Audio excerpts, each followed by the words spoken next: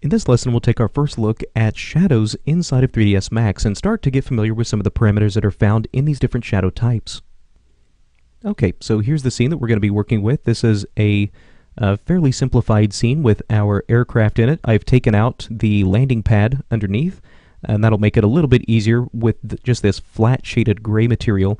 It'll make it a little bit easier for us to actually see the shadows themselves and actually look at the results of those without any interference from the textures of the landing pad. So what I've done is just gone ahead and remove that. Now let's come in and start to add in just some type of a light to our scene, and we can start to work with the shadows. So I'm going to press Alt-W on my keyboard to switch to a 4-panel view. Let's go over, we'll create a light. Let's jump into our standard lights, and we can drop in any of these light types. In my case, I'll drop in maybe something like a target spot.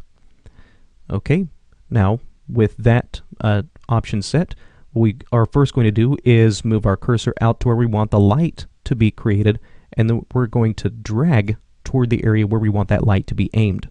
So if I want the light out here, I'm going to click once. So I'm clicking and dragging. At this point, I've not let off my left mouse button.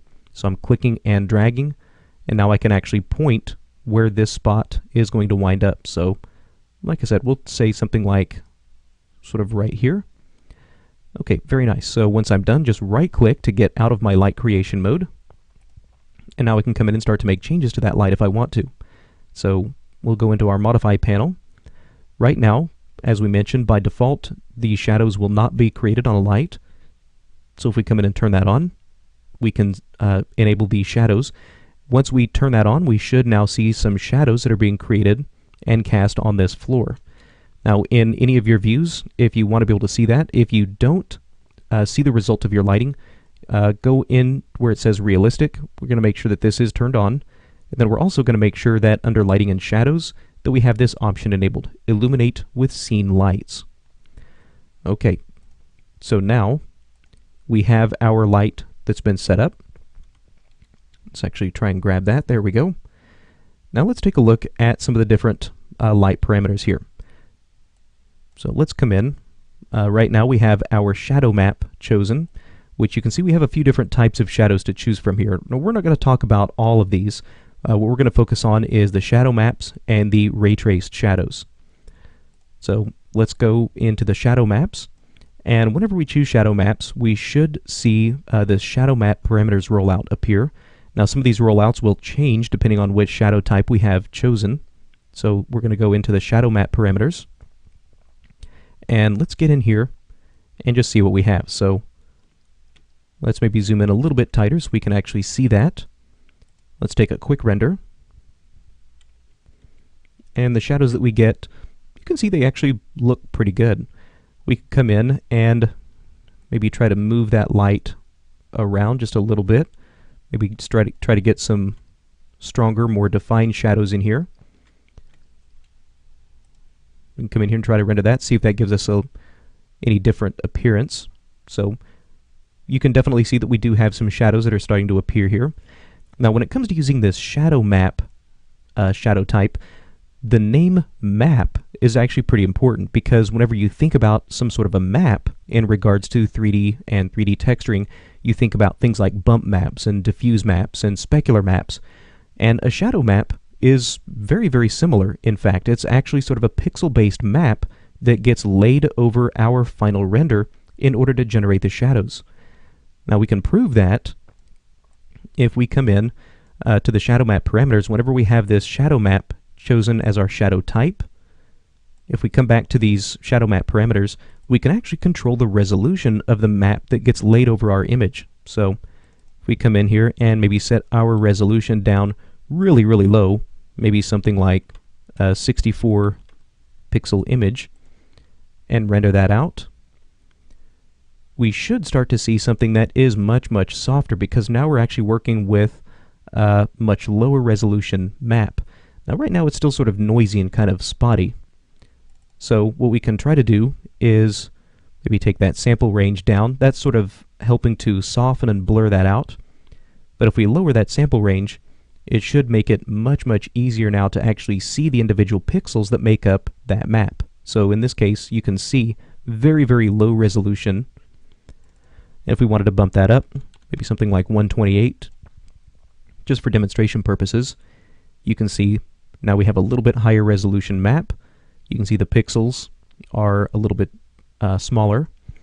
You can take this up to a fairly decent value, even something like 1K or 2K. The thing to be aware of is that the benefits to this type of a map is that they do render very, very quickly. The drawback is that they are pretty memory intensive, so you do have to have, if you've got a really, really heavy scene or a really, really detailed scene, you're going to need quite a bit of RAM to render out these shadow maps. So we can come in here. Now, if we wanted to, we could maybe start to bump up that sample range a little bit more. Like I said, that's just sort of essentially the blurring of the pixels that make up that map. With a little bit higher resolution map, this sample range isn't going to make that much of a difference because a 2 pixel blur on a 1K map is not very big, but a 2 pixel blur on a very low resolution 64 map, that's a pretty significant amount of blurring that's going to happen at that point because you have so few pixels in here. So really up to you as far as the values that you choose here.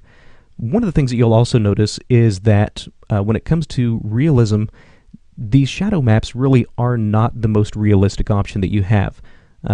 As we start to see things like this landing gear here, the shadows actually are not doing a very good job of grounding this object to the scene. It sort of looks like it's actually floating a little bit.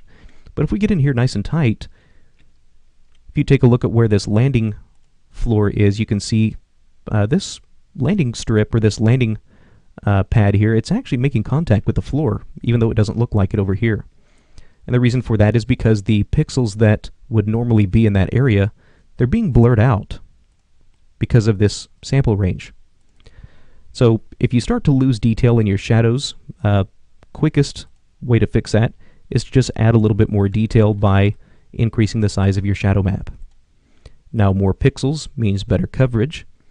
Oh, looks like we changed our view here, so let's go back, make sure we have this set as our active view. There we go. And you can see now that's doing a little bit better job of actually grounding. Okay, so that's a quick look at the shadow map type in 3ds Max. It is the default shadow type. It is, like I said, it is the fastest to render, but there are some pretty significant drawbacks as far as high memory usage. The other major drawback to using these shadow maps is that they actually don't obey any transparency.